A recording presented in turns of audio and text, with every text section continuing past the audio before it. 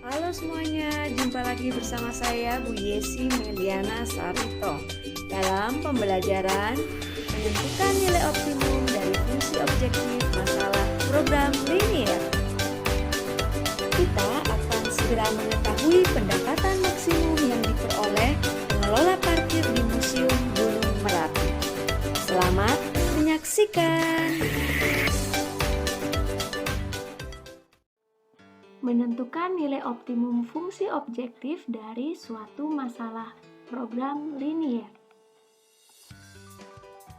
Pada pertemuan sebelumnya, ada permasalahan tentang mengelola parkir di tempat wisata Museum Gunung Merapi. Nah, kita juga sudah memperoleh model matematika dari permasalahan tersebut. Ini dengan kendala-kendalanya X plus 3Y kurang dari sama dengan 150, X plus Y kurang dari sama dengan 60, X lebih dari sama dengan 0, dan Y lebih dari sama dengan 0. Sementara fungsi tujuannya kita akan memaksimumkan biaya parkirnya Fx, Y sama dengan 5000X plus 15.000Y.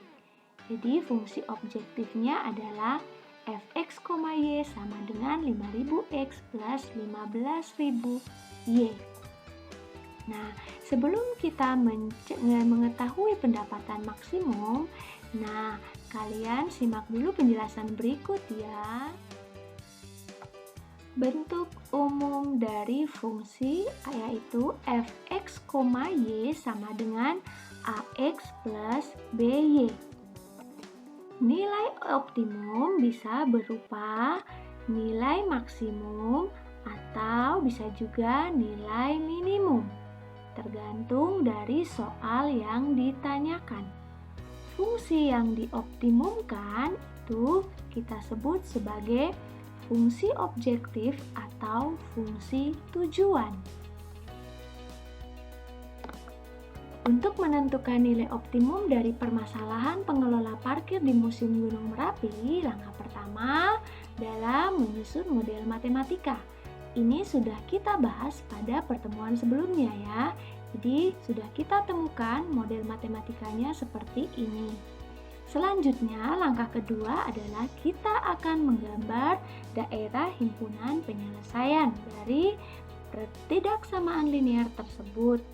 Nah, sebagai pengetahuan, berikut akan saya berikan langkah-langkah menggambar daerah himpunan penyelesaian dengan menggunakan aplikasi GeoGebra.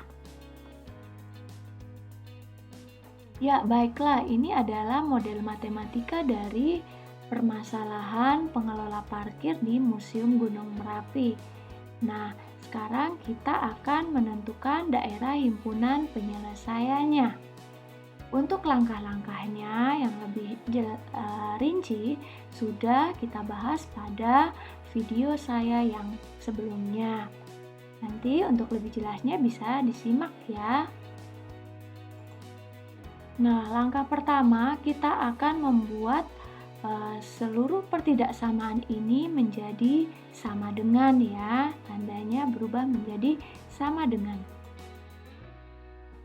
Persamaan yang pertama ini kita ketikkan X plus 3Y sama dengan 150. Ya, langsung muncul ya garisnya ya. Nih. Ya, untuk persamaan yang kedua, persamaan yang ketiga X sama dengan 0. Dan persamaan yang keempat yaitu Y sama dengan 0. Langkah selanjutnya kita akan mencari titik potong dari kedua garis tersebut. Untuk titik potong yang pertama kita akan mencari titik potong antara garis X tambah 3Y sama dengan 150 terhadap sumbu Y atau berarti X-nya sama dengan 0. Ya, kita peroleh titik A. Ini titik A ya. Titik A koordinatnya adalah 0,50. Berikutnya adalah kita mencari perpotongan antara X tambah 3Y sama dengan 150 terhadap sumbu X atau Y-nya sama dengan 0. Kita peroleh titik B, 150,0. Ini titik B ya. Selanjutnya kita mencari titik potong antara persamaan yang kedua, yaitu X tambah Y sama dengan 60 terhadap sumbu Y atau X-nya sama dengan 0. Kita peroleh titik C. Titik C adalah 0,60 ya. Dan yang terakhir adalah titik potong persamaan garis X tambah Y sama dengan 60 terhadap sumbu X atau Y-nya sama dengan 0. Kita peroleh titik D. Titik D ini koordinatnya adalah 60,0.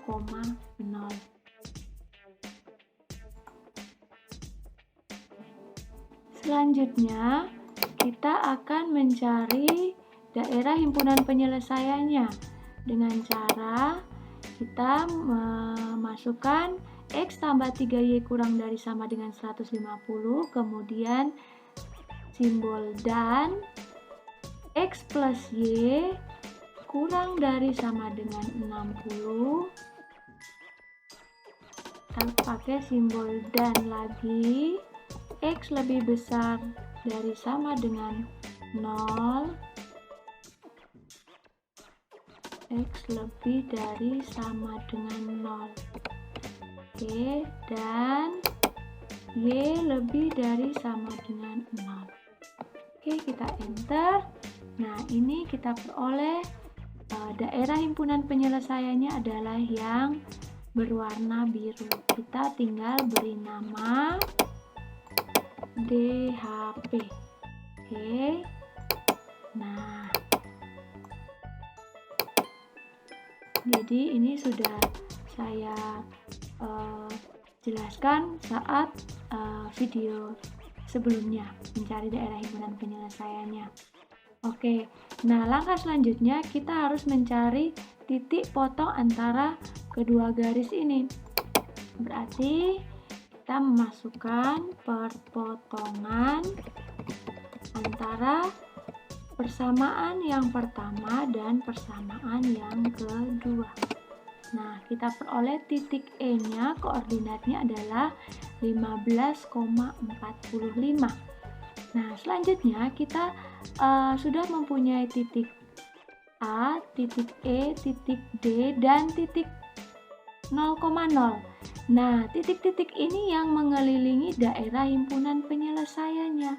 Nah, titik A, E, D, dan titik O, ini saya beri nama titik O ya. Ini titik F ya, tapi ini nanti saya beri nama titik O. Ya, ini sudah saya beri nama titik O, nanti koordinatnya adalah 0,0. Ya, ini titik O 0,0. Nah, berarti ini adalah titik pojok.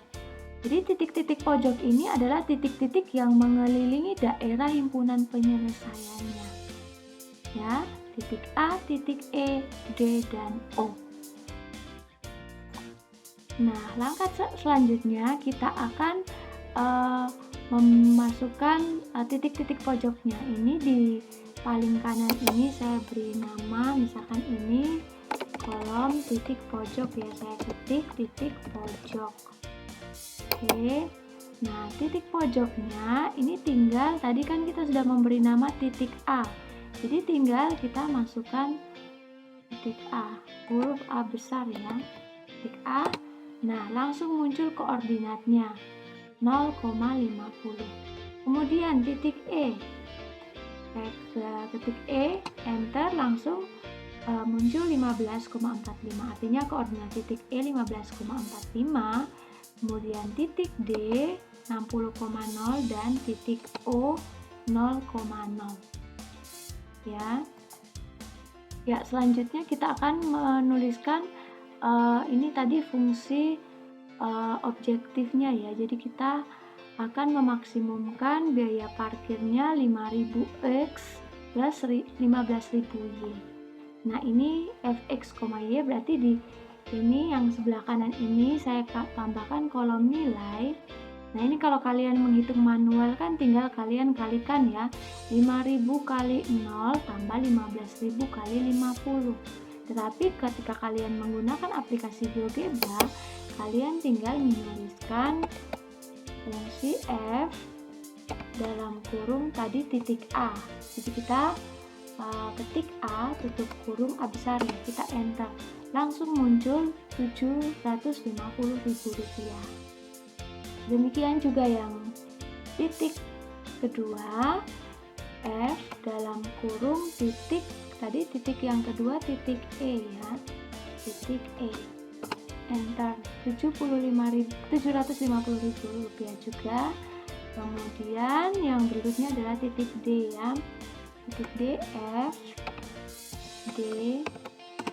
Nah, kita peroleh Rp300.000. Dan yang terakhir titik O, 0,0 F, O, tutup kurung. Nah, kita peroleh 0.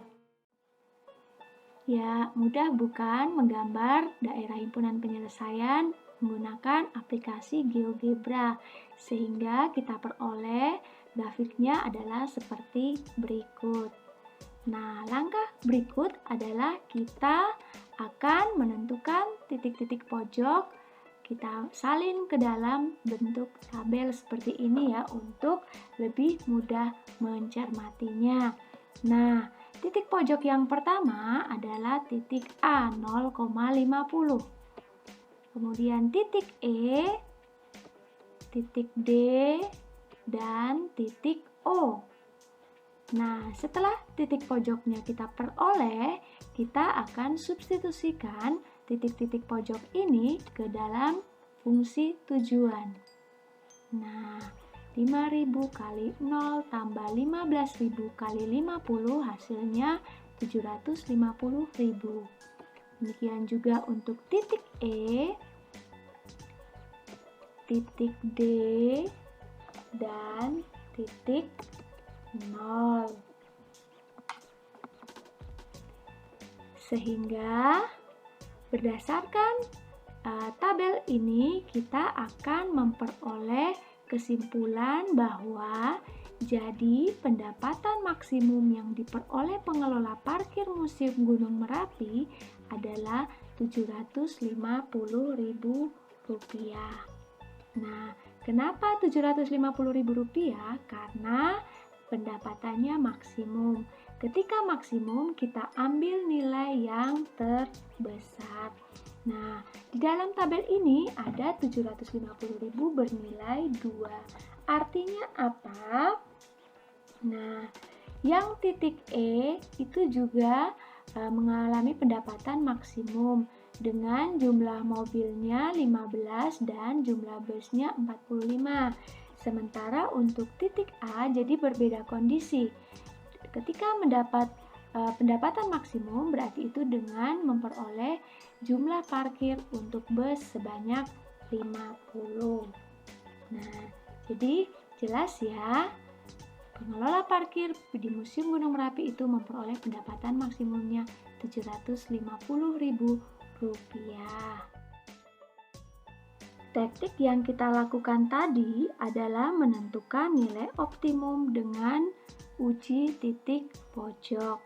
Nah, langkah-langkahnya saya ulangi lagi ya. Yang pertama adalah kita menentukan kendala-kendala dari permasalahan program linier. Yang kedua, menggambar daerah himpunan penyelesaian dari kendala-kendala tersebut. Langkah ketiga, menentukan titik-titik pojok dari daerah himpunan penyelesaian. Langkah keempat, kita substitusikan titik-titik pojok ke fungsi objektif. Nah, langkah yang terakhir, kita akan menentukan nilai fungsi objektifnya. Jika nilai maksimum, maka kita ambil nilai yang tertinggi. Jika nilai fungsinya minimum, berarti kita ambil nilai yang terkecil atau yang terendah. Nah, mudah dipahami bukan? Dalam program linier, kita nggak bisa secara langsung menentukan nilai optimum ya.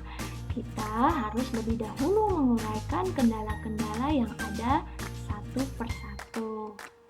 Ketika kendala tersebut sudah diuraikan, maka akan memudahkan kita dalam menggambar solusi untuk mencapai tujuan.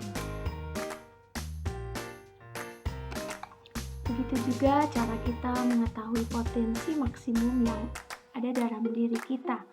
Kita harus menguraikan kendala-kendala yang hadir di dalam hidup kita, bukan? Oleh karena itu, kita harus menyelesaikan kendala tersebut satu demi satu agar potensi dari dalam diri kita bisa terlihat.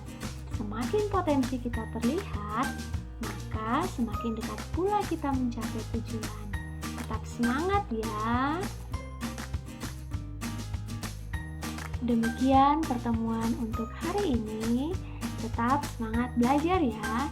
Jangan lupa persiapkan diri kalian untuk menghadapi penilaian harian dengan materi program linear. Terima kasih.